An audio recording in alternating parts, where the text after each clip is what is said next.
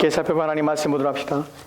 오늘 우리에게 주신 하나님 말씀은 사도신경 11장 26절 한 절 말씀입니다. 사도행전 11장입니다. 사도행전 11장 26절 한 절 말씀 보도록 합시다. 사도행전 11장 26절 말씀입니다.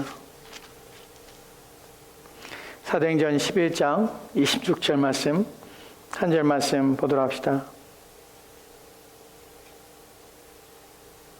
사도행전 11장 26절 말씀입니다. 우리 찾으신 자고 우리 함께 한 목소리로 우리 봉독하도록 합시다. 같이 읽겠습니다. 시작. 만남에 안디옥에 데리고 와서 둘이 교회에 1년간 모여 있어 큰 무리를 가르쳤고 제자들이 안디옥에서 비로소 그리스도인이라 일컬음을 받게 되었더라. 아멘. 하나님은 우리의 피난처시요 힘이시니 환난 중에 만날 큰 도움이시라. 그러므로 땅이 변하든지 산이 흔들려 바다 가운데 빠지든지 바닷물이 솟아나고 뛰놀든지 그것이 넘침으로 산이 흔들릴지라도 우리는 두려워하지 아니하리로다. 아멘. 아멘. 오늘 주신 말씀을 위해서 함께 기도하도록 합시다. 하나님, 우리로 하여금 하나님만이 우리의 유일한 피난처시고 또한 우리의 산성이시며 우리의 바위이시며 또한 우리의 방패가 되시며 우리의 상급이 되심을 믿게 도와주시옵소서.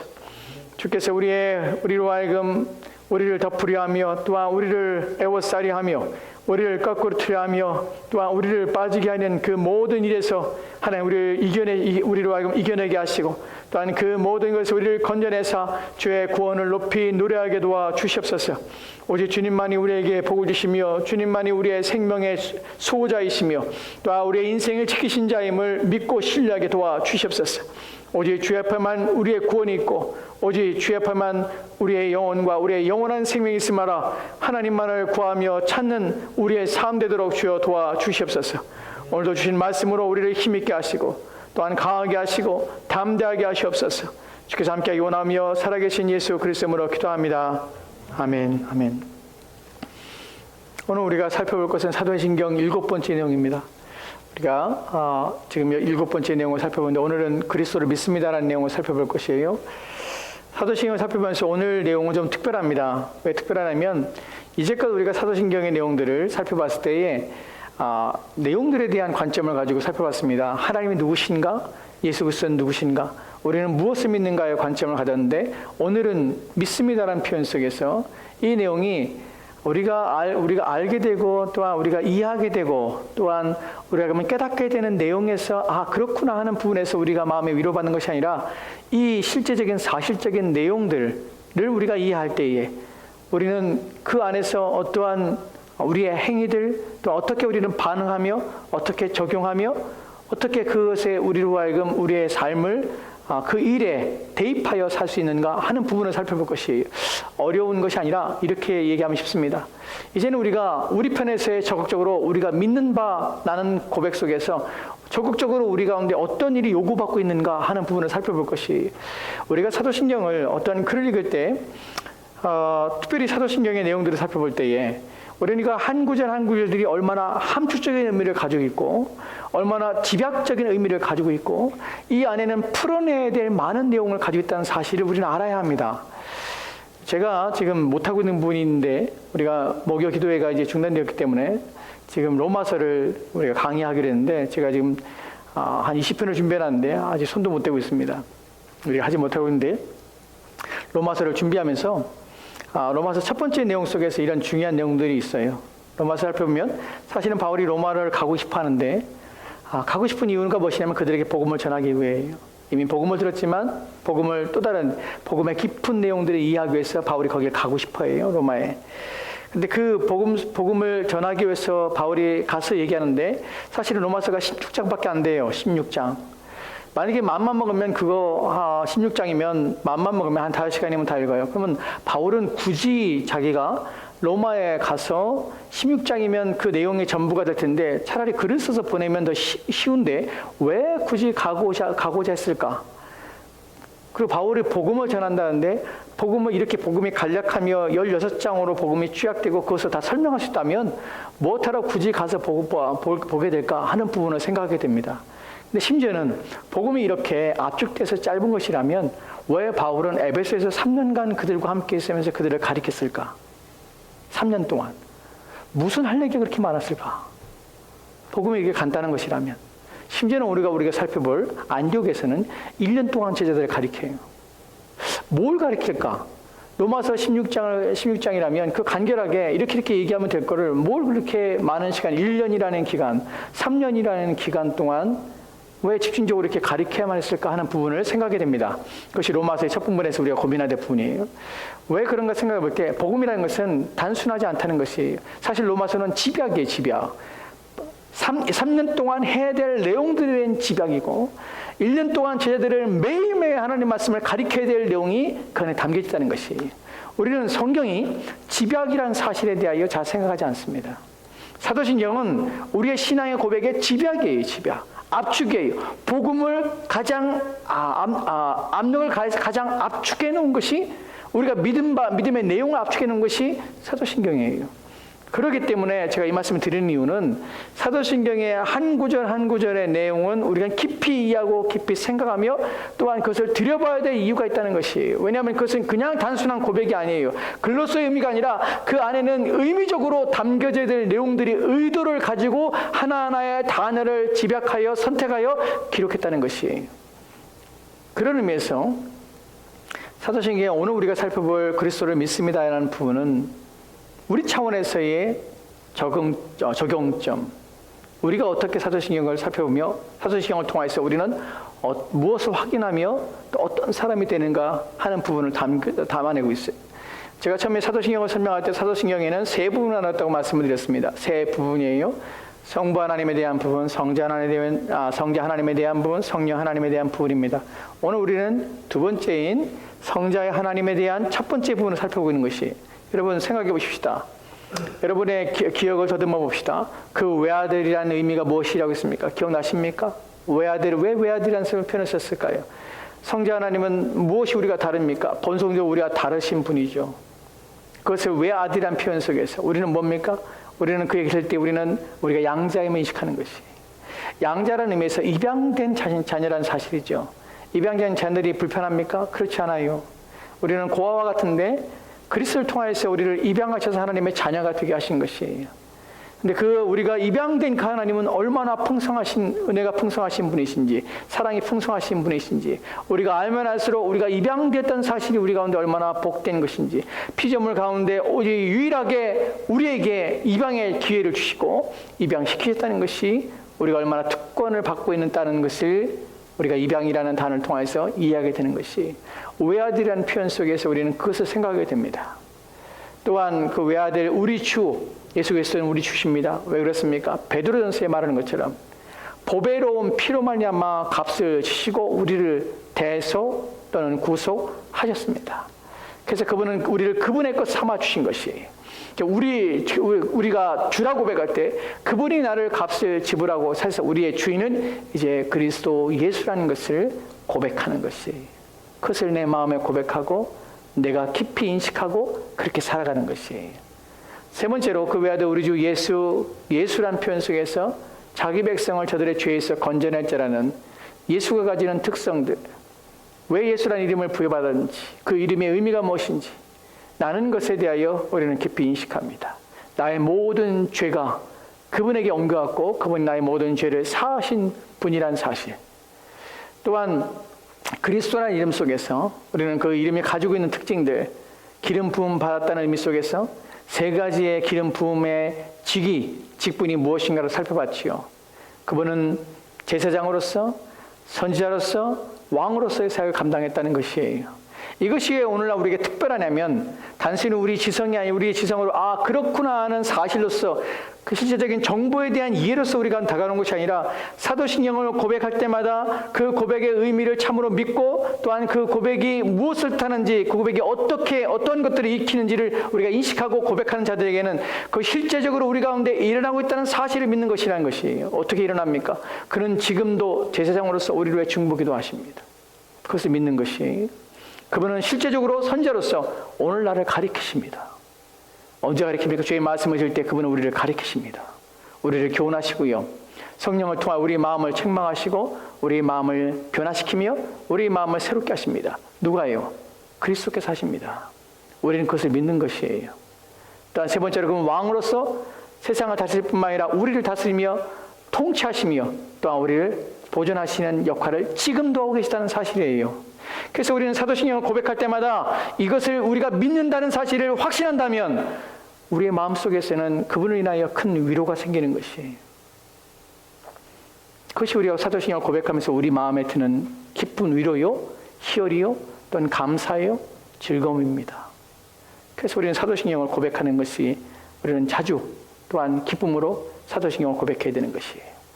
오늘 여기에서 마지막으로 그 부분, 그 문구의 마지막에서 믿습니다라는 부분에서 그리스도를 믿습니다라는 것이 여기엔 또 다른 의미를 담겨진데 첫 번째 제가 말씀드린 것처럼 이것은 우리 편에서의 적극적인 의미에서의 본문을 이렇게 이해하고 이렇게 깨달아야 된다는 것입니다. 어떤 의미냐면 그리스도를 믿습니다라는 단어 속에는 이 사도신경 고백은 우리는 그리스도인이라는 사실이에요.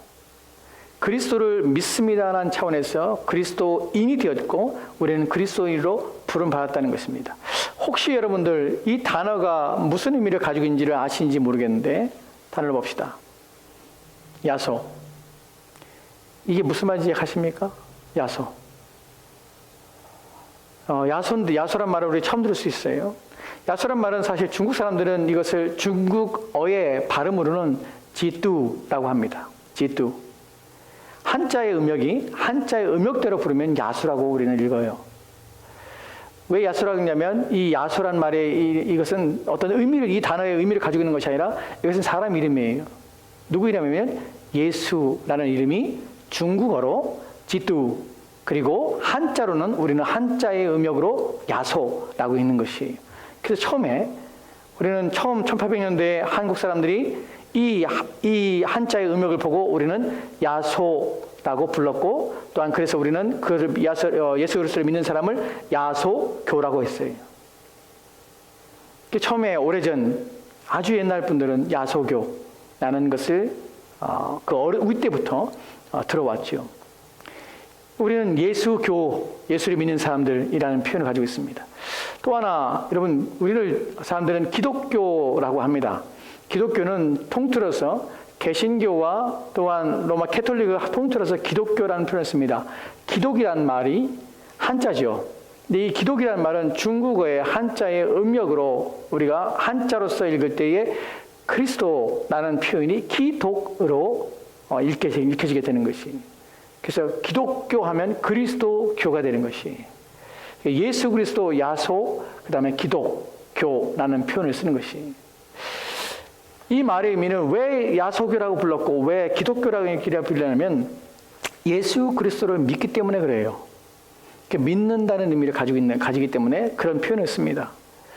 내가 그 외아들 우리 주 예수 그리스도를 믿습니다. 라는 말은 단순히 하나의 구절로서 우리가 암기 대상으로서 표현하는 것이 아니라 나는 그리스도인입니다라는 고백이 그 안에 담겨 있다는 것이에요.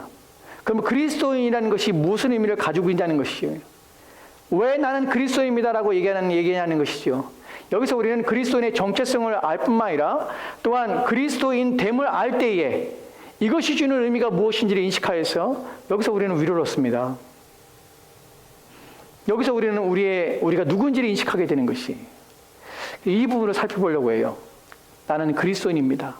여러분이 그 외아들 우리 주 예수 그리스도를 믿사오며 라고 표현할 때 그 마지막의 내용 속에서 나는 그리스도인입니다라는 표현을 여러분이 하는 것이 정말 여러분이 그리스도인인가를 다시 한번 확인하고 또한 그 확인 속에서 여러분이 위로를 얻어요. 그리고 힘을 얻게 됩니다. 그리고 인생의 의미를 발견하게 돼요. 이 부분을 오늘 집중해서 살펴보려고 해요. 첫 번째로 그리스도인이라고 부르는 내용 속에서 우리가 살펴봤던 오늘 읽었던 사도행전 11장 26절 말씀 이렇게 기록되어 있죠. 같이 돌아갑시다. 같이 읽겠습니다. 시작. 만남에 안디옥에 데리고 와서 둘이 교회에 1년간 모여 있어 큰 무리를 가르쳤고 제자들이 안디옥에서 비로소 그리스도인이라 일컬음을 받게 되었더라. 아멘. 본문에 보면 안디옥의 만남에 누가 만났습니까? 바나바하고 바울이 만나서 안디옥에 왔습니다. 그리고 1년 동안 가르친 것이에요. 그리고 본문에 보면 제자들이 안디옥에서 비로소 그리스도인이라 일컬음 받게 됐다고 합니다. 한글 번역에 비로소라는 것은 처음으로라는 뜻이에요. 처음으로. 처음으로 그리스도인이라고 일컬음을 받게 된 것이, 일컬음을 받겠다는 것은 자기들이 부른 것이 아니에요. 내가 내 자신을 난 그리스도인이라고 부른 것이 아니라 남들이 이 사람들을 그리스도인이라고 불렀다는 것이에요. 근데 여기 보면은 그리스도인으로 부른 사람의 특징이 가지고 있죠. 어떤 특별함이 담겨져 있습니다. 누구에게 특별함을 누구에게 불렀습니까? 제자들에게 그리스도인, 얘네들은 그리스도인이야 라고 불렀다는 것이에요. 본문에서 그리스도인이라는 헬라어의 의미 속에서 헬라어의 in이라는 것은 뭔가 안으로라는 단어예요. in and Christo라는 표현이에요. 그러니까 그리스도 안에 있다라는 것에 있어서 당시의 단어적 의미, 또 문법적 의미 속에서 그리스도 안에 있다는 의미는 제자들한 표현 속에서 담겼듯이 따르다, 쫓다, 본받다, 이것을 더 확대했을 때, 더 집약적으로 확대했을 때는 닮다라는 의미가 이렇게 담겨져 있어요. 즉, 왜 제자라고 부르냐면 닮기 때문에, 쫓기 때문에 그래요. 그를 쫓고 또한 그를 본받고 그를 닮고 하는 내용이 그리스도인이라는 표현이 담겨져 있다는 것이에요. 사실은 이 그리스도인이라는 불림은 점점 확산됩니다. 그 많은 사람들이 이런 그리스도인, 이 사람들이 그리스도인이구나 하는 것을 이해하게 되고 그렇게 표현하기 시작합니다. 심지어는 사도행전 26장에 오면은 26장 28절 말씀에 이렇게 기록되어 있습니다. 같이 들어갑시다. 시작. 아그리빠가 바울에게 이르되 내가 적은 말로 나를 권하여 그리스도인이 되게 하려 하는도다. 아멘. 아그리빠 왕이 바울의 말을 들었습니다. 복음을 들으면서 바울이 그리스도에 대해서 얘기합니다. 그들이 하는 말이 내가 적은 말로, 그러니까 말을 적게 해서 네 말 그거 가지고 나로 하여금 그리스도인 되게 하려 하느냐 라고 말한다는 것이, 이미 그의 마음속에는 얘네들은 그리스도인이야 라고 인식이 되었다는 것이에요. 즉 어느 정도 안디옥에서 처음 시작했던 그리스도인이라고 부름받았던 그 일이 이제 사회적으로 확산되었고 지역적으로 확산되어서 많은 사람들이 예수를 따르는 자들, 예수를 본받는 자들, 예수를 닮은 자들, 그 가르침에 순종하며 그 가르침에 따라 행하는 자들을 볼 때에 저들은 그리스도인이라는 이름이 보편화했다는 것이. 그런데 이 보편화된 그리스도인이라는 이름이 결코 매력적이지 않아요. 결코 그렇게 되고 싶지 않아요. 왜냐하면 아그리빠 왕이 바울의 말을 들으면 하는 말이 적은 말로 내가 나를 그리스도인 되게 하려느냐? 그리스도인이 땡기지 않아요. 그리스도인 되고 싶지 않아요.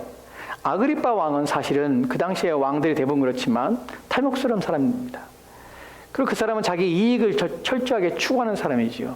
근데 자기 이익을 추구하고 자기에게 득이 되며 또한 자기가 원하는 어떤 것을 소유하며 또한 자기에게 돋보이게 하며 또한 자기에게 유익하게 되는 어떤 것이 그 안에 없기 때문에 그는 그리스도인이 되고 싶지 않다는 것이에요. 첫 번째 우리가 알게 되는 것은 그리스도인이 된다는 것은 사회적으로 무엇인가 추앙받거나 또는 무엇인가 더해져서 그를 더 돋보이게 하거나 유익되게 하는 사회적으로 쌍적으로 가치 있는 것은 결코 아니라는 사실이에요. 여기에 더하여서 우리가 또 하나 살펴보는데 당시 그리스도인의 특징들입니다. 베드로전서 4장에 오면은 4장 15절 16절 말씀에 이렇게 기록되어 있습니다. 같이 들어갑시다. 시작. 너희 중에 누구든지 살인이나 도적질이나 악행이나 남의 일을 간섭하는 자로 고난을 받지 말려니와 만일 그리스도인으로 고난을 받으면 부끄러워하지 말고 도리어 그 이름으로 하나님께 영광을 돌리라. 아멘. 여러분 생각해 봅시다. 그리스도인으로 고난을 받으면 부끄러워하지 말라 합니다. 그리스도인이 고난을 받았다는 것이 어떤 일로 고난을 받지 말라고 합니까? 살인, 도덕질, 악행, 또 남의 일에 간섭하는 것들, 이것 때문에 내가 고난을 받지 말라는 것이에요.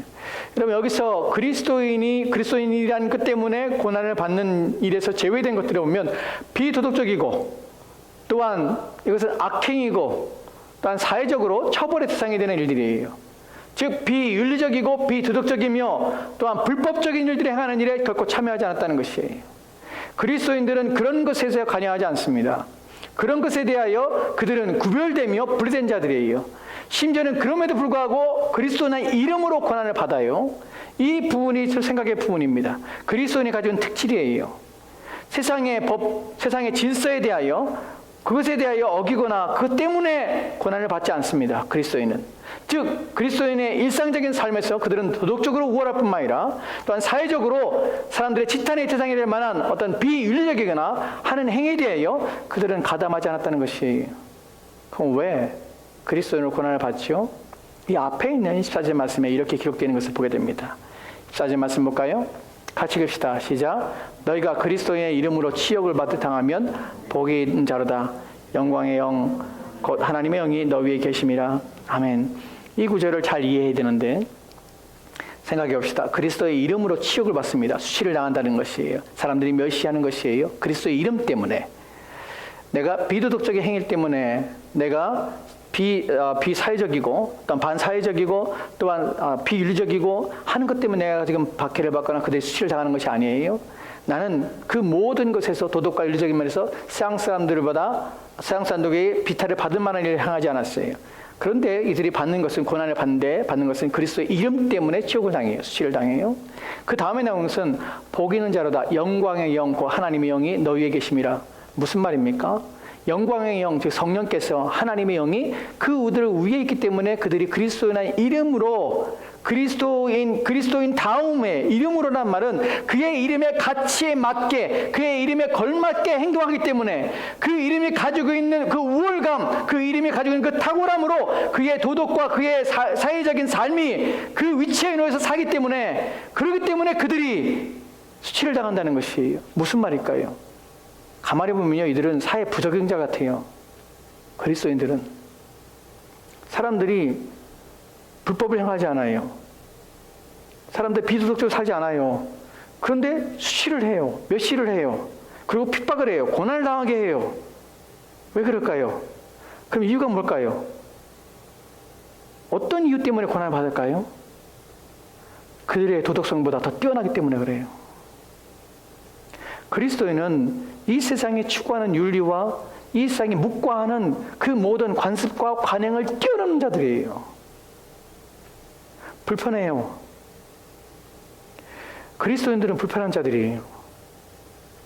당시에 있어 그리스도인들이 그리스도의 이름으로, 즉 그분의 도덕과 그분의 윤리와 그분이 가지고 있는 본질적인 의미 속에서의 그분의 수준까지의 삶의 거룩함, 순결함, 이 모든 것들을 닮아내고 살아내는 그리스도인을 볼 때마다 이 세상의 도덕과 이 세상의 윤리가 따쫓지 못하기 때문에 그들이 관습적으로 눈 감아주고 또한 그들이 서로 이해하고 담합하여서 괜찮다고 하기는 그 모든 것까지도 참여하지 않을 뿐만 아니라 그 모든 것들을 정죄하며 거부하는 그들의 모습을 볼 때에 그리스도인 때문에 그들의 마음이 불편하고 그들의 마음에 정죄감을 들고 그리스도인에게 수치를 두고 모욕을 주며 또한 그래서 그들을 박해하며 핍박하는 일들을 종종 행했다는 것입니다.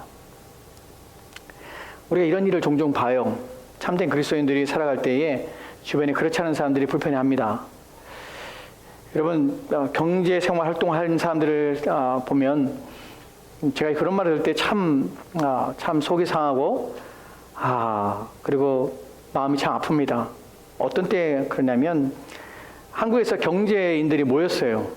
모여서 회의를 하고 막 토론하고 어떤 자기들끼리 얘기하는데 그 얘기 속에서 나온 것들이 관습에 눈 감아줄 수 있는 것들이에요. 자기들이 이미 눈 감아왔어요. 그런 일들을. 근데 그것이 불법은 아니지만 그렇게 행하는 것이 비도덕적이야. 자기들끼리 이미 담합하고 이미 생각하고 자기들 기준에서 어느 정도 어떻게 해야 된다는 것을 우리가 봤을 때 상식적으로 봤을 때 눈 감아줄 수 있다고 생각하는 이것이 법적으로는 문제가 없지만 도덕적으로 윤리적으로 또는 양심적으로 해서는 안 될 일들이 있어요. 그런데 그런 것들을 눈 감아주고 그런 것들을 당연히 해왔던 것이에요. 그런데 그리스도인 경제인들이 거기에 참여해서 그들의 말과 그들의 행동에 동참하지 못하는 것이, 왜냐하면 양심이 찌르기 때문에 그래요. 하나님 보시기에 옳지 않은 것처럼 보이기 때문에 그래요. 여러분 법은 최소한의 것입니다. 여러분 법을 아는 자들이 그 법을 피해가서 얼마나 다양한 수단과 방법으로 자신의 이득을 취합니까? 법을 아는 자들이 그 법망을 피해서 수많은 불법을 저지르면서 그들은 감옥에 가지도 않고요. 그들은 고발당하지 않습니다. 왜냐하면 그것은 법적으로 불법이 아니기 때문에 그래요. 그럼에도 불구하고 그들이 그들이 행하는 그 모든 것 속에는 비윤리적인 것이 많은 것이, 비록 법의 잣대에서는 그 기준에 넘지 않지만 그러나 그들의 양심과 그들의 순수한 마음 속에서는 꺼리끼며 행하지 말아야 할 일들을 행하는 일들이 얼마나 많은지 몰라요. 그것은 경제인들만이 아닙니다. 우리 일상에서 벌어진 일들이죠. 우리는 사람들과 관계 속에서, 대화 속에서, 또는 어떤 말이나 표현 속에서 우리는 그리스도인으로서 불편한 얘기들, 불법을 행하는 일들에 대하여, 또한 그것을 자랑스럽게 얘기하는 것들에 대하여 마음이 상하죠. 그래서 그런 것들을 행하고 싶지 않다는 것이, 왜 당시에 있어서 그리스도인들이 이런 일에 지탄을 당했냐면, 당시의 도덕과 당시의 윤리적인 수준은 지금보다 낮지요. 더 불법이 더 많고요. 더 악을 행하는 자들이 많았습니다. 그것을 관용으로, 또 이해로, 또 사회 관습으로 다 용납하고 용인했던 시대예요. 근데 그리스도인은 그렇게 살 수가 없었어요. 우리가 그리스도인이라고 말할 때, 나는 그리스도인이라고 말할 때, 그 그리스도인이 가지고 있는 의미 속에서 중요한 부분이 바로 이런 부분이에요. 그리스도의 수준에까지 요구받고 있다는 사실이에요. 어떤 부분에서요? 그의 인품, 성격, 그 다음에 그의 삶의 모습 속에서 드러나는 윤리와 도덕적인 차원에서 그리스도가 가지고 있는 선함과 그분이 가지고 있는 도덕적인 우월함에 우리는 참여하고 있는 것이에요. 우리는 양심에 꺼리끼거나 세상 법에는 저촉이 되지 않더라도 우리의 양심에 위배되거나 행여 그것이 혹시 의도치 않게 그것이 타인에게 피해를 갈 수 있는 상황이라면, 내가 한다 할지라도 그것이 법으로는 문제가 되지 않을지라도 그걸 통하여 피해보는 누군가 있다면, 그걸 통하여서 누군가 상처를 받게 된다면 우리는 하지 않습니다. 그리스도인은 찔림을 받게 되는 것이, 이것이 그리스도인이라는 이름에 가지고 있는, 당시의 사람들이 가지고 있는 그리스도인이라는 의미 속에 담겨진 의미에, 여러분, 우리가 사도행전에 고백할 때 나는 그리스도인입니다라는 고백은 이런 의미를 담아져 있어요. 그래서 이것은 사실 막중이에요. 우리는 그런 하나님을 믿고 있다는 사실이, 또한 그런 그리스도를 담고 있다는 사실이 한편에서는 우리 가운데 얼마나 복됨인지 모릅니다. 우리는 탁월하신 그리스도를 본받고 있는 것이에요. 뛰어난 그리스도를 본받고 있는 것이에요. 누구보다 위대하시며 거룩하시며 순결하신 그리스도를 본받고 있는 것이, 그것이 그리스도인이에요. 이런 부분에서 그리스도인에 대하여 이제 또 다른 부분을 살펴볼 것인데, 그리스도인이란, 나는 그리스도인입니다 라는 부분에서의 두 번째 부분이에요. 첫 번째는 그리스도인입니다라는 것은 그리스도를 닮는 것이에요. 그분의 수준에 이르는 것이에요. 그의 장성한 분량이 이르기까지 애쓰는 것이에요. 그래서 우리가 해야 될 몫이라는 사실이에요. 두 번째, 그리스도인입니다라는 표현 속에서는 그리스도가 가지고 있는 우리의 연관성 속에서 그분의 직위의 위임이 우리 가운데 있다는 사실을 확인하는 것이에요. 이 부분을 좀 살펴볼게요. 하이델베르 교류문답에서 이렇게 표현하고 있습니다. 왜 나는 그리스도인인가? 나는 왜 그리스도인인가? 나는 부분에 대한 정의예요. 이제 그 다음 부분부터 함께 읽도록 합시다. 같이 읽까요? 시작. 내가 믿음으로 그리스도의 지체가 되어 그의 기름 부음에 참여하기 때문입니다. 나는 선지자로서 그의 이름의 증인이 되며 제사장으로서 나 자신을 감사의 산 제물로 그에게 드리고 또한 왕으로서 이 세상에 사는 동안 자유롭고 선한 양심으로 죄와 마귀에 대항하여 싸우고 이후로는 영원히 그와 함께 모든 피조물들을 다스릴 것입니다. 아멘, 아멘. 나는 왜 그리스도인인가? 여기에 대한 내용이 바로 우리가 그리스도인의 이유입니다. 제가 앞에 드린 내용을 잠깐 생각해 보니까 이런 얘기 들으면 여러분 안 편한 거 사실이에요. 왜냐하면 어렵잖아요. 쉽지 않잖아요. 알고 있습니다. 사실은 세상적인 도덕과 세상적인 윤리보다 뛰어나야 한다는 것이 우리 가운데 큰 부담이고요. 그렇게 살아야 한다는 것이 맞닥지 않을 수도 있습니다. 왜냐하면 현실 속에서 우리는 어떻게 그렇게 삽니까? 라는 질문을 던질 수밖에 없고 우리의 상황이 녹록지 않다는 사실을 알아요. 근데 우리가 잊지 말자는 것은요, 우리 정체성이에요. 저와 여러분은 그리스도인이에요. 그리스도라는 이름이 가지고 있는 그 무게를 인식하자는 것이에요. 저와 여러분은 불신자가 아니에요. 저와 여러분은 하나님을 아버지로 모시고 사는 사람이고, 저와 여러분은 그리스도 예수가 우리 주인이에요. 그분이 우리를 위해 죽으신 것은요, 그분의 성품을 본받게 하기 위해서예요. 그것을 놓치지 말자는 것이에요. 여러분이 윤리적으로 완전해지라는 것이 아니에요. 도덕적으로 흠이 없어지라는 것이 아니에요. 근데 우리가 내가 하나님의 자녀라는 사실을 잊지 말자는 것이에요. 난 누구인가? 나는 그리스도를 닮는 자야. 라는 것을 놓치지 말자는 것이에요. 비록 때로는 우리는 진흙벌에 우리는 뒹굴고 뒹굴 수 있어요. 더러운 곳에 우리는 뒹굴 수 있어요. 하지만 잊지 말아요. 우리는 또다시 깨끗해질 필요성이 있고 또다시 일어나서 하나님을 닮은 자로 하나님의 자녀임을 인식하여 그것을 나와야 될 필요성이 우리 가운데 있다는 사실이에요. 왜 이것이 필요하냐면 그렇지 않으면 우리는 내가 진흙탕에 뒹굴 있으면서 내가 돼진 줄 안다는 것이에요. 내가 먹은 걸 토한 것들을 먹으면서 내가 개인 줄 알아요. 그렇지 않다는 것이에요. 저와 여러분은 비록 때로는 진흙탕에 더러운 물에 우리는 거기에 뛰어들게 되고 그 가운데서 우리는 뒹굴 수 있지만 그러나 저와 여러분은 그리스도인입니다. 그 사실을 잊지 말자는 것이에요. 회복하자는 것이에요.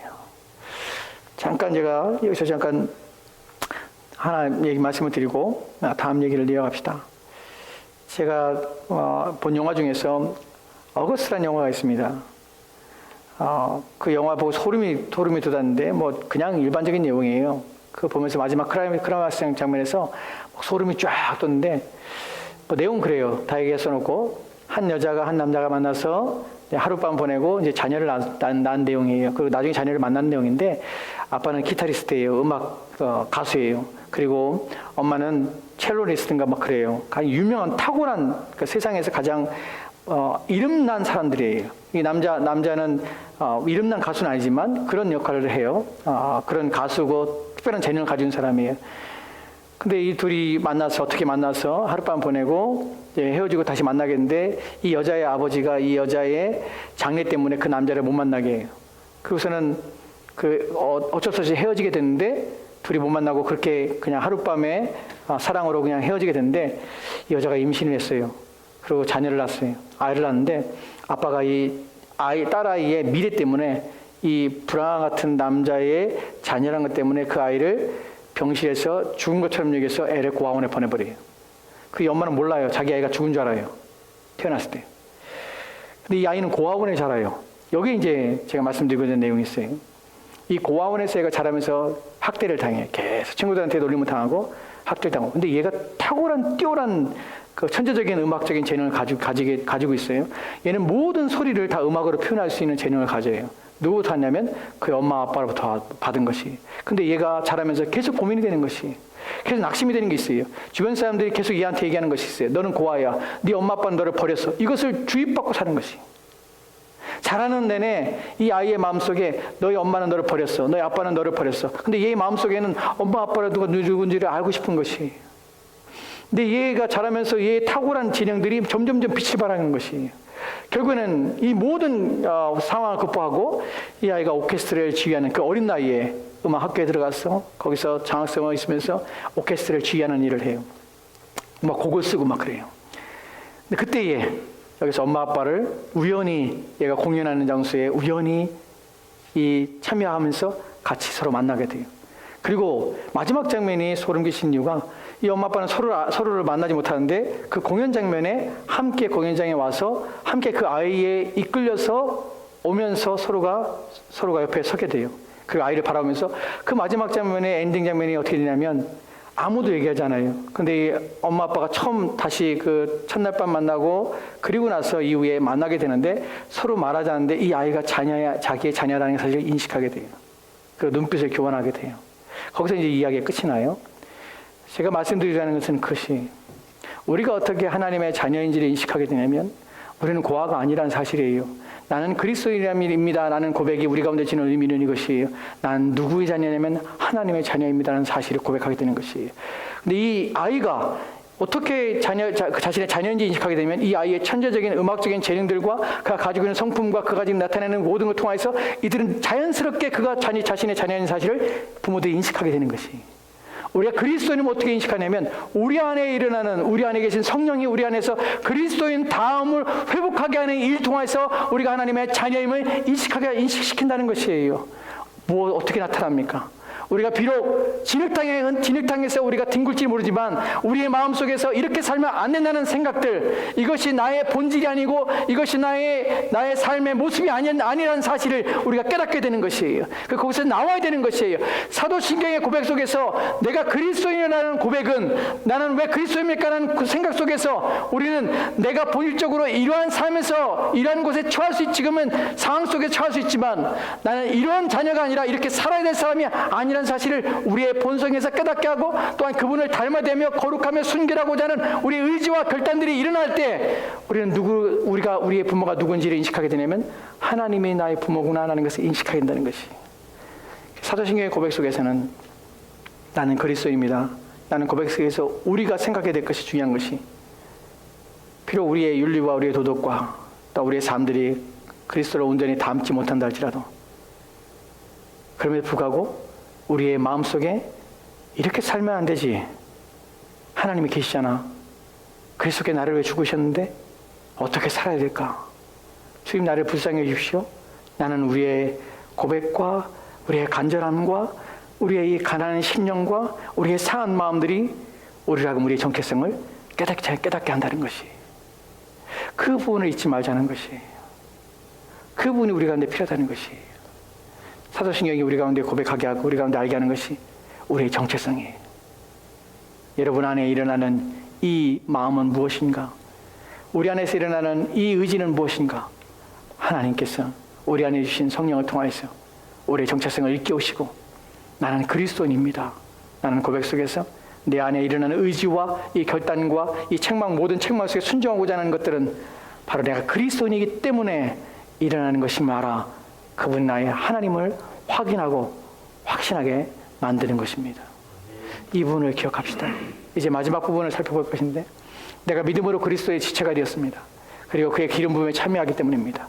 지금 우리가 살펴보고자 하는 마지막 내용은 무엇이냐면, 그리스도인입니다 라는 표현 속에서 그리스도인이 가지고 있는 내용들이 그가 담아내는 것이 무엇인가, 그는 어떻게 사는가 하는 부분을 살펴보는 것이, 어떻게 살아야 되는가, 그리스도를 닮았다면 나는 어떻게 살아야 되는가 하는 부분에서 그리스도가 가지고 있는 그 직위가 우리 가운데 위임되어서 우리는 그리스도인으로서 이 땅에 그리스도를 대신하여 사는 자가 된다는 것이 본문에서의 핵심이에요. 여러분, 종종 우리는 어떻게 살아야 됩니까? 그리스도를 닮아야 돼요. 어떻게 닮니까? 그분의 직임이, 그분의 직분이 우리 가운데 위임되어 사는 것이에요. 그 부분의 첫 번째로 인식하는 것이 뭐냐면, 믿음으로 그리스도의 지체가 되어서 그의 기름 부음에 참여하기 때문입니다. 이 부분을 짧게 살펴보다 합시다. 여러분은 그리스도의 지체가 되기 때문에 일을 할 수 있는 것이에요. 또한 그리스도의 기름 부음에 참여하기 때문에 무엇으로 해요? 믿음으로 해요. 믿음으로라는 의미 속에서 첫 번째 의미는 무엇이냐면, 믿음으로는 내게서 나는 것이 아니에요. 내가 의지적으로 그리스도인이 돼야지 해서 되는 것이 아니에요. 믿음으로라는 말 속에는 그리스도의 지체가 되는 것은 하나님이 하시는 일이고 성령을 통해 우리 가운데 일어나게 되는 일이라는 사실이에요. 이 부분 때문에 우리가 그리스도의 지체가 될 뿐만 아니라 그리스도의 기름 부음에 참여하게 되는 것이, 이 부분을 잘 설명하는 것이 로마서 6장 3절 말씀입니다. 같이 보도록 합시다. 시작. 그리스도 예수와 합하여 세례를 받은 우리는 그의 죽으심과 합하여 세례를 받은 줄을 알지 못하느냐. 아멘. 무릇 그리스도와 함께 합하여 세례를 받은 우리는 그의 죽으심과 합하여 세례를 받은 줄 알지 못하느냐. 그리스도와 연합됐다는 것이에요. 같은 세례를 받았다는 것이에요. 어떻게 받았습니까? 믿음으로 되어진 것이에요. 믿음으로 그와 함께 세례를 받은 것이에요. 세례를 받았다는 말이 무슨 말입니까? 연합했다는 말이지만 함께 죽는 것이에요. 함께 참여하는 것이에요. 한 몸을 이뤘다는 것이에요. 이 부분에 대하여 갈라디아서 2장 20절 말씀에 이렇게 표현되고 있습니다. 같이 봅시다. 시작. 내가 그리스도와 함께 십자가에 못 박혔나니 그런즉 이제는 내가 사는 것이 아니요 오직 내 안에 그리스도께서 사시는 것이라. 이제 내가 육체 가운데 사는 것은 나를 사랑하사 나를 위하여 자기 자신을 버리신 하나님 아들을 믿는 믿음 안에서 사는 것이라. 아멘. 여기서 중요한 것이 첫 구절에서 내가 그리스도와 함께 십자가에 못 박혔습니다. 그리스도를 빼면요, 내가 십자가에 못 박혀 죽었습니다 하는 것이에요. 우리가 언제 십자가에 못 박혀 죽었습니까? 그런데 본문에서는 내가 그리스도와 함께 못 박혔다고 말하고 있어요. 내가 어떻게 그리스도와 함께 못 박혔습니까? 어떻게 해요? 믿음으로 해요. 내게 일어나는 것이 아니에요. 누가 하신 것입니까? 성령을 통해서 내 안에서 그 일을 행하신 것이에요.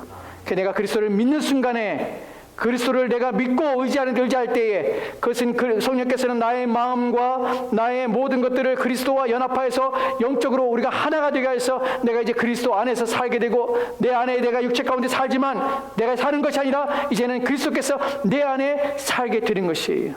이것을 어떻게 증명합니까? 이것을 어떻게 할 수 있습니까? 이것은 눈으로 보이는 것이 아니에요. 그렇기 때문에 믿음이라는 단어를 쓰는 것이에요. 영적인 것이기 때문에 믿음이라는 단어를 써요. 그럼 눈에 보이지 않는 것이기 때문에 어떻게 우리가 확신합니까? 확신할 수 있죠. 눈에 보이지 않지만 그것을 확신하는 방법은 성령이 우리 안에서 일으키는 우리의 마음의 변화 때문에 우리는 확신할 수 있다는 것이에요. 그럼 그 마음의 변화는 어떻게 일어납니까? 무엇으로 증명합니까? 우리의 마음에 내가 하나님을 아버지라 모시며 그분을 두려워하게 하는 것이에요. 그리고 그의 말씀에 순종하고자 하는 의지를 주시는 것이에요. 이 의지는 다양스럽게 나의 의지가 아니라 자발적으로 하나님 앞에 나아가고자 하는 의지예요. 또한 이 의지는 다양스럽게 그리스도를 닮고자 하는 의지예요. 또한 다양스럽게 그 모든 책망과 또한 그 모든 경계와 또한 그 모든 하나님의 진노 속에서도 우리는 그리스도를 여전히 순종하고자 한다는 것이에요. 이것이 입증이에요.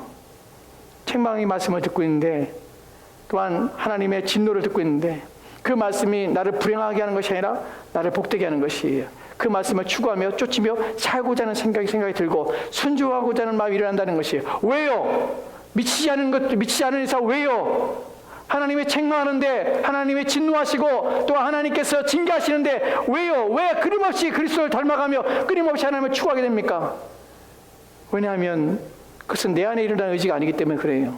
자신 안에 일어난 의지는 반드시 꺾입니다. 반드시 멈춥니다. 그러나 성령께서 일으키신 의지와 성령께서 일으키신 일들은 꺾이지 않습니다. 왜냐하면 내 안에 일어난 확신이 아니기 때문에 의심할 수가 없는 것이에요. 그래서 끊임없이 그리스도를 닮고자 하는 삶으로 살아내게 됩니다. 이것이 내적인 확신이에요. 믿음으로 이 내적인 확신을 가질 때 그리스도가 내 안에 사시는 걸 알고 또한 그래서 그 아들의 믿는 믿음 안에서 우리의 삶을 살게 되는 것이 이것이 그리스도인이 어떻게 되는가 하는 부분을 설명하는 것이에요. 어떻게 확인하는가 하는 부분을 설명드린 것이에요. 이제 마지막 직임의 세 부분을 살펴보고 끝마치도록 합시다. 다시 하이데베르 교리문답의 가르침을 보면 첫 번째 선지자로서, 두 번째 제사장으로서, 세 번째 왕으로서 그 직임을 그리스도께 받으셨습니다. 우리 또한 동일하게 받았다는 것이에요. 이 부분을 설명하고 마치도록 합시다. 첫 번째 같이 할까요? 시작. 나는 선지자로서 그의 이름이 증인이 된다는 것입니다. 아멘. 나는 선지자예요. 내가 선지자라는 것은 내가 예언한다는 것이 아니에요. 선지자가 가지고 있는 특질 중에 가장 중요한 특질이 예언이 아니에요. 못하는 자입니까? 가르치는 자예요. 못하는 자입니까? 또는 교훈하는 자예요. 못하는 자입니까? 온전케 하는 자예요. 이것이 선지자예요. 선지자는 증언하며 가리키며 훈계하며 책망하며 격려하며 위로하는 일들을 하는 것입니다. 누가요? 그리스도인이 하는 것이에요. 우리는 그리스도의 가르침을 가르칩니다. 그 가르침을 함께 나눕니다. 또한 그 가르침을 통해서 바르게 합니다. 교정하여 온전케 하는 일을 합니다. 누구에게? 우리 이웃에게, 우리 형제들에게 하나님 말씀을 가르치고 하나님 말씀을 교훈하고 하나님 말씀을 떠올리게 하고 그들로 하여금 하나님께 돌아오게 하고 그 일 누가 합니까? 저와 일을 맡은 것이에요. 나는 그리스도입니다라는 고백 속에 나는 선지자로서의 직임을 받았다는 사실 잊지 마십시오. 여러분은 모든 이들에게, 여러분의 주변의 모든 이들에게 선지자로서 교훈하고 가르치며 위로하고 격려하며 세우는 일들을 하셔야 합니다. 두 번째로 제사장입니다. 같이 할까요? 둘째 제사장 시작. 제사장으로서 나 자신을 감사의 산 제물로 그에게 드린다고 합니다. 예, 내 자신을 하나님께 감사의 예물을 산 제사로 드려요. 이 부분이 성경에 어디에 나왔습니까? 로마서 12장 1절 말씀이에요. 같이 읽읍시다. 시작. 그러므로 형제들아 내가 하나님의 모든 자비하심으로 너희를 권하노니 너희 몸을 하나님이 기뻐하시는 거룩한 산 제물로 드리라. 이는 너희가 드릴 영적 예배니라. 거룩한 산 제물로 우리 자신을 드리라. 이것이 첫 번째로 제사장으로서 우리에게 주어진 임무예요. 나는 그리스도인입니다. 나는 제사장의 직무를 감당할 사람입니다. 어떻게? 내 자신을, 너 자신을 먼저 하나님께 드리라. 너 자신을 먼저 제물로 드리라. 내 자신을 제물로 드린다는 것은 내 자신을 죽는 것이에요. 하나님께 내 자신을 주장하지 않고 모든 것을 바쳐진 자로 쓰는 것이에요. 그리스도인들이 착각하는 것이 제사장이라는 직분이 남을 돕는 직분을 하는, 다른 남을 돕고 남을 섬기며 또 남을 위해서 수종 들고 하는 것을 제사장이라고 착각하는데 그렇지 않아요.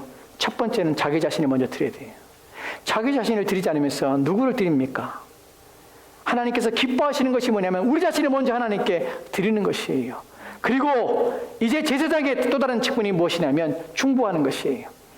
우리는 디모데전서에서 처음에 살펴봤듯이 이런 위기 가운데서 무엇이 됩니까? 우리는 모든 믿지 않는 자들이에요. 기도하는 것이에요. 믿지 않는 자들이 다스리는 이 정부와 이 세상 위에서 기도하는 것이에요. 우리의 평안함을 위하여 경건함을 위하여 기도하는 것이에요.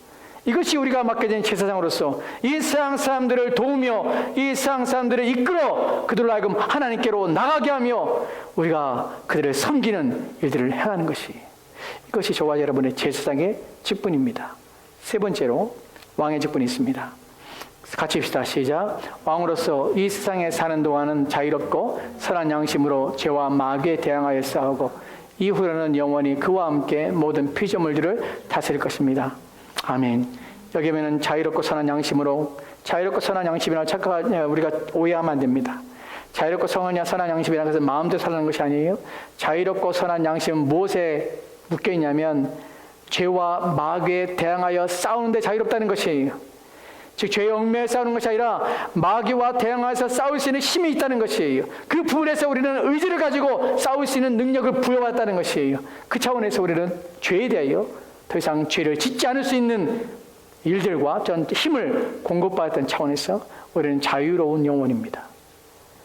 우리에게 요구되는 것은 죄에 대하여 싸우고 이후로는 영원히 그와 함께 모든 피조물을 다스릴 것을 고대하는 것이에요. 이 부분에서 성경 구절 두 구절만 보고 마치도록 합시다. 야고보 4장 7절 맞습니다. 같이 읽겠습니다. 시작. 그런즉 너희는 하나님께 복종할지어다. 마귀를 대적하라. 그리하면 너희를 피하리라. 왕으로서 여러분은 위임받았고 왕으로서 여러분이 해야 될 일이 있습니다. 무엇이냐면 다시금 죄가 여러분을 지배하지 못하게 만드는 것이에요. 사단이 여러분을 지배하지 못하게 하는 것이에요. 그 분에서 여러분은 왕이에요. 그리스도를 닮아서 그리스도께 여러분의 권한을 위임하시고 주신 것이에요. 그래서 이렇게 말할 수 있는 것이에요. 너희는 하나님께 복종할지어다. 마귀를 대적하라. 그리하면 너희를 피하리라. 대적할 수 있는 힘을 받았기 때문에 이 요구를 하는 것이에요. 어떻게 대적할 수 있는 힘을 받습니까? 하나님 말씀에 우선 복종하는 것이에요. 왜냐하면 마귀는 언제나 하나님을 대적하기 때문에 그래요. 하나님 말씀을 대적하며 하나님 말씀을 미워하기 때문에 하나님 말씀에 순종하고자 할 때에 마귀는 물러가게 되는 것이, 이 일을 우리가 안에서 이루어지게 하는 것이. 두 번째 하나 더, 마지막으로 요한일서 3장입니다. 요한 3장 9절 말씀 같이 읽읍시다. 시작. 하나님께로부터 난 자마다 죄를 짓지 아니하나니 이는 하나님의 씨가 그의 속에 거하며 그도 범죄하지 못하는 것은 하나님께로부터 남이라. 아멘. 이런 구절들을 헛되이 생각하면 안 됩니다. 죄를 짓지 아니합니다. 누가요? 하나님께로부터 난 자마다.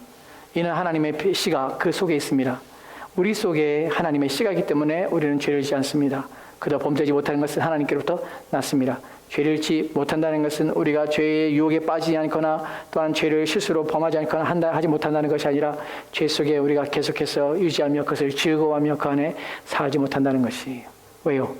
우리는 자유케 되기 때문에 그래요. 이 자유함은 누구를 추구합니까? 하나님을 추구하게 돼 있어요. 우리는 자유합니다. 무엇에 대하여? 죄에 대하여 자유합니다. 자유한다는 것은 마음대로 죄를 짓는다는 것이 아니라 죄에 대해서 아무런 관여하거나 거기에 참여하거나 또한 거기에 복종하거나 순종해야 될 이유가 하나도 없는 자유민이랄 것이에요. 이제는 우리의 의지가 하나님을 구하며 하나님을 찾게 할 수 있다는 것이에요. 그 능력을 저와 여러분 부여받았습니다. 이것이 얼마나 큰 복되입니까? 부디 여러분이 죄의 노예로 상태에 있는 것이 얼마나 수치스럽고 얼마나 불의한 것이며 그것이 그리스도 앞에 섰을 때에 우리를 얼마나 당황스럽게 하고 우리로 하여금 얼마나 속상하게 하고 얼마나 가슴을 치게 하는지를 여러분이 생각할 수 있다면, 여러분이 그것을 인식할 수만 있다면 이 복이, 이 은혜가 우리 가운데 얼마나 크다는 것을 알게 될 것입니다. 내가 죄를 짓지 않을 자유가 있다면, 내가 더 이상 죄의 노예로 살지 않았다면 이것만큼 내게 얼마나 복되게 할까. 내가 그분을 만나는 그날에 수치되지 않을 텐데, 내가 부끄럽지 않을 텐데, 내가 내 얼굴을 가리지 않을 텐데, 이것을 우리 가운데 주신 것이, 이 능력을 저와 여러분이 주신 것이 잊지 맙시다. 우리는 그리스도인입니다. 기도합시다. 하나님,